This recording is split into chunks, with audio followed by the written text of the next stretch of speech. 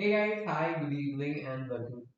Uh, I published a test that was seventh in the series of natural resources and our environment. अब बेटा इस chapter को थोड़ा आप कुछ ज्यादा कैजुअली ले लेते हो, but this is a very important chapter. तो पहले मैं आपको दिखा दूं कि कितने कितने टेस्ट आ चुके हैं। So you can see this was the seventh test, है ना।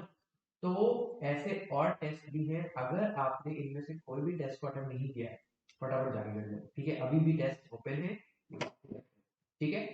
चलो फटाफट इसके आंसर्स डिस्कस कर लेते हैं and then we can talk about it, ठीक है।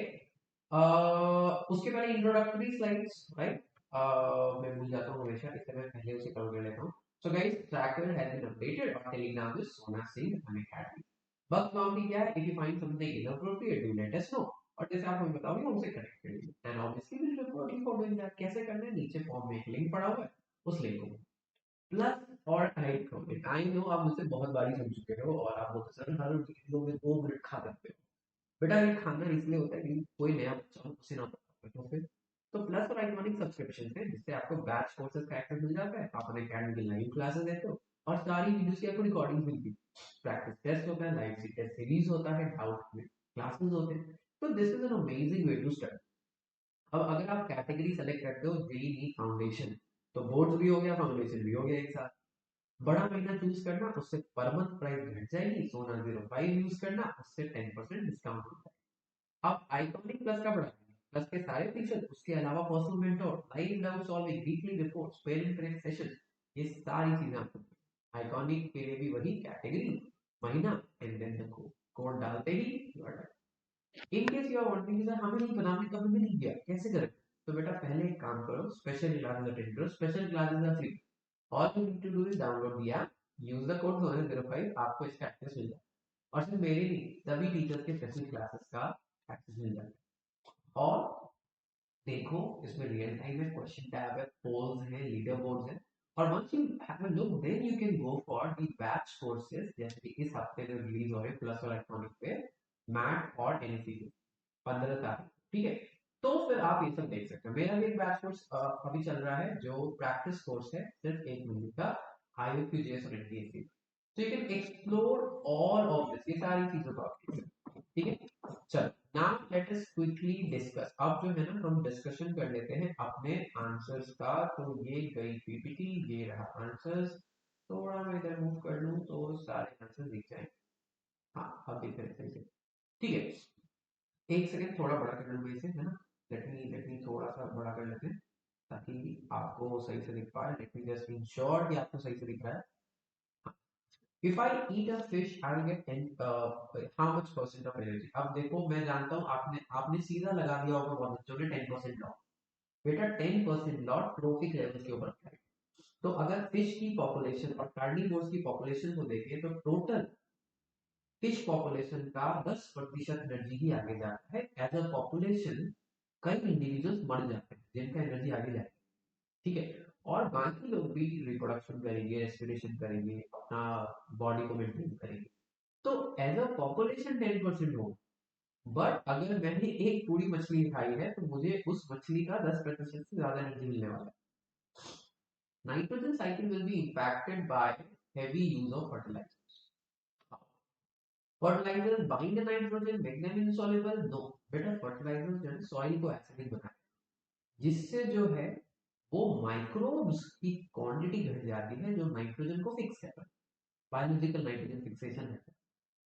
अब आते हैं नेक्स्ट क्वेश्चन पे, और थोड़ा सा मैं छोटा कर लूं ताकि आप पढ़ सको, है ना। सो द क्वेश्चन इज, रुक जाओ थोड़ा सा मैं इसे भी कर लूं, है ना।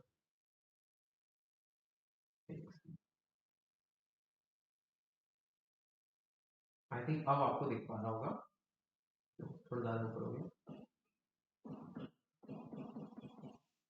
A company uses water as a coolant and discharges it back to the river. Which of these consequences local people argue does not make sense? एक कंपनी की बात हो रही है, ठीक है। We are talking about a company जो गर्म पानी का इस्तेमाल करती है, और लोकल पीपल आर्ग्यू करें कि भाई ये अच्छा नहीं है। बट इसमें से कौन सा कंसिक्वेंस है that does not make any sense? It increases dissolve oxygen. बेटा गर्म पानी से डिजॉल्व ऑक्सीजन बिल्कुल भी नहीं बढ़ रहा। क्यों?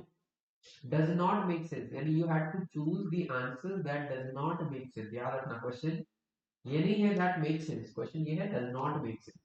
तो डिजॉल्व ऑक्सीजन बिल्कुल नहीं बढ़ने वाला उसका, क्योंकि जब आप टेम्परेचर बढ़ाते हो तो सॉल्युबिलिटी ऑफ गैस डिक्रीज, तो उल्टा इफेक्ट हो जाएगा। ठीक है, एक सेकेंड मुझे देना, I forgot to put my laptop into charge. तो मैं से लैपटॉप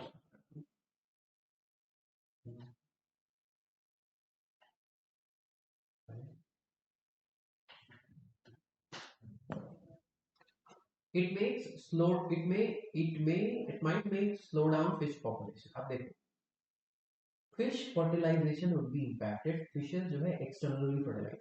अब जब आप पानी के टेम्परेचर से छेड़ोगे तो अब फिश के लिए एनवायरनमेंट की फिटनेस घटा दोगे, तो it might have an adverse effect on them. It में इंक्रीज बायोलॉजिकल ऑक्सीजन डिमांड, बिल्कुल, क्योंकि ऑक्सीजन का लेवल बढ़ चुका है पानी में, है ना।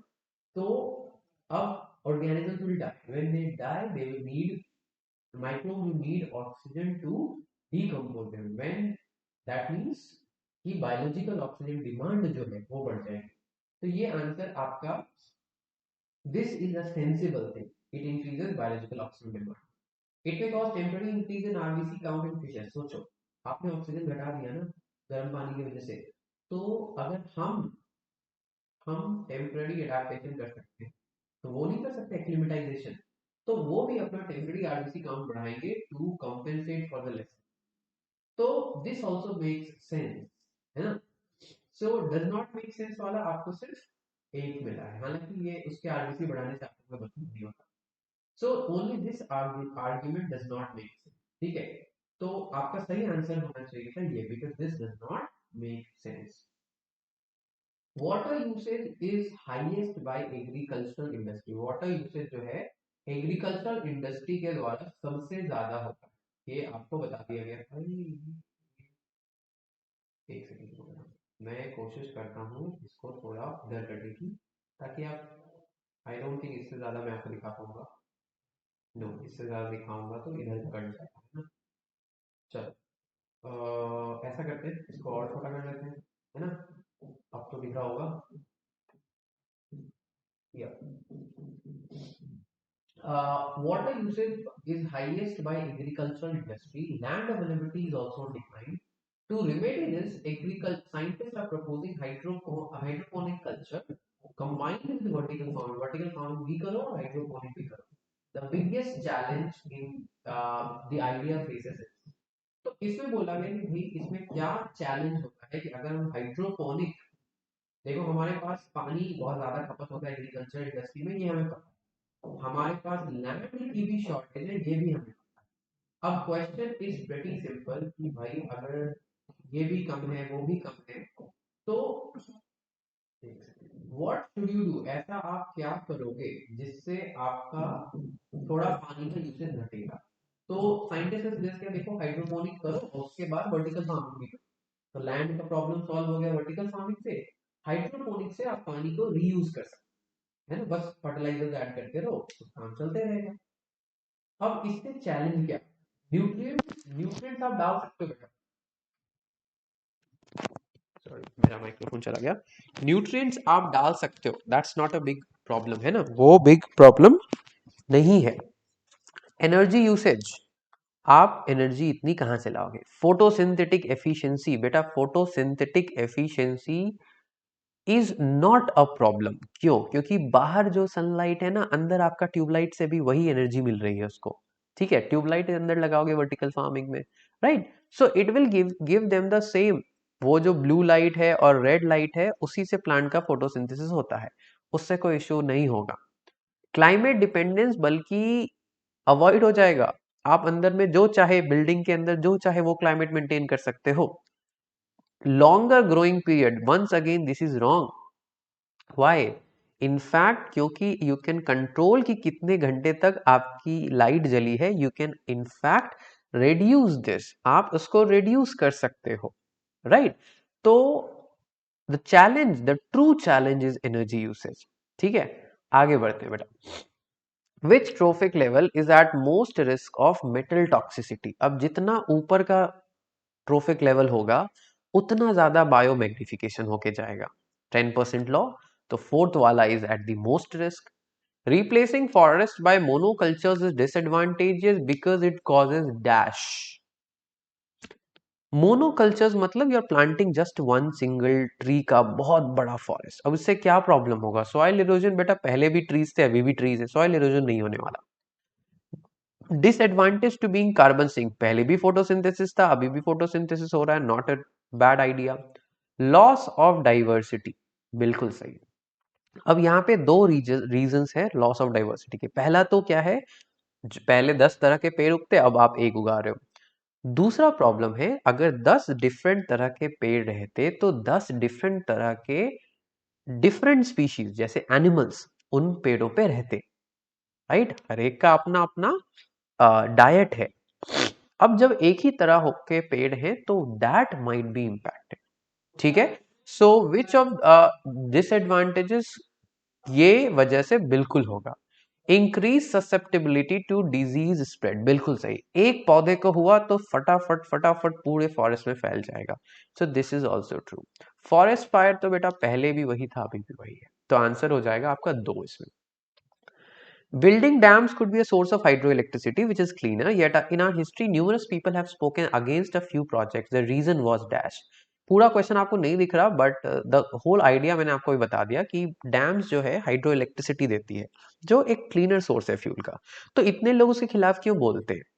Reason is, it's not based on logic, कि जो लोग बोलते हैं वो लॉजिकल नहीं है. ऐसा है क्या? No, not at all. It, the reason is cost incurred to biodiversity.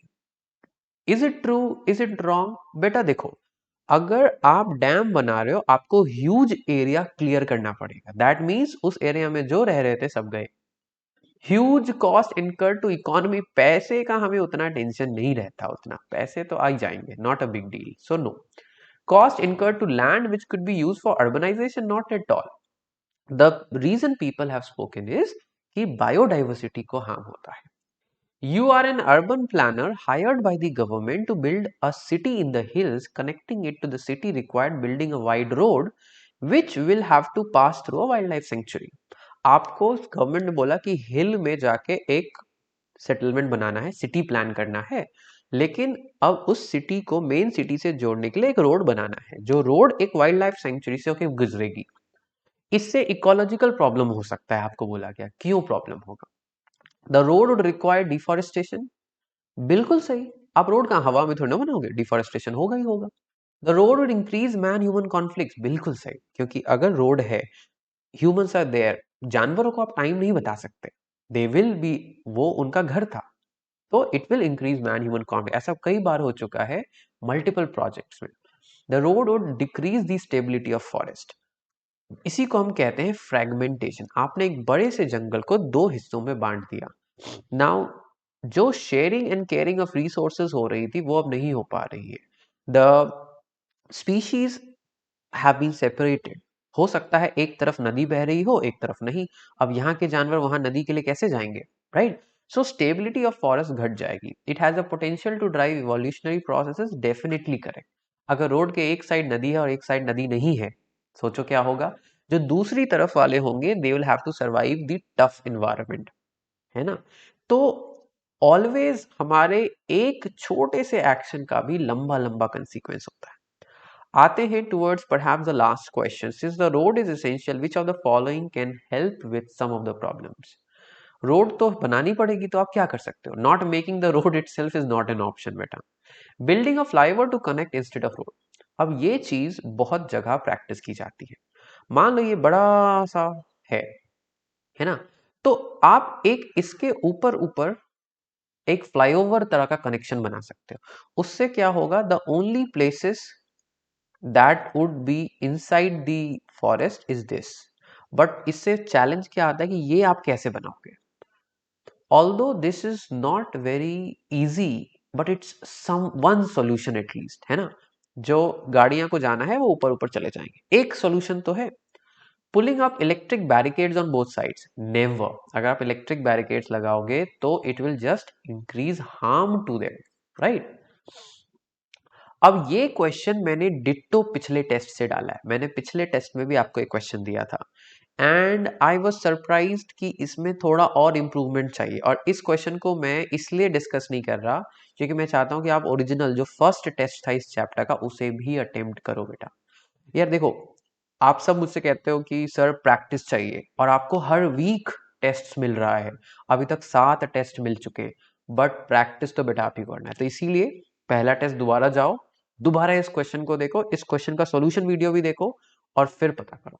ठीक है बेटा, करने से होगा। अगर आप सोचोगे तो नहीं होगा, करेंगे तो हो सकता है। ठीक है, so with that attitude, this is the timing, right? Live classes रात को 8 बजे, special 5:30 plus 6:45। Also test are available from my tracker and my Telegram. ठीक है, चलो गाइस, आज के लिए इतना ही। Thank you so much. I hope you people do well, and thank you so much for watching. Do remember to subscribe to the channel and share करना तो मत भूलना। ठीक है, thank you so much guys, take care.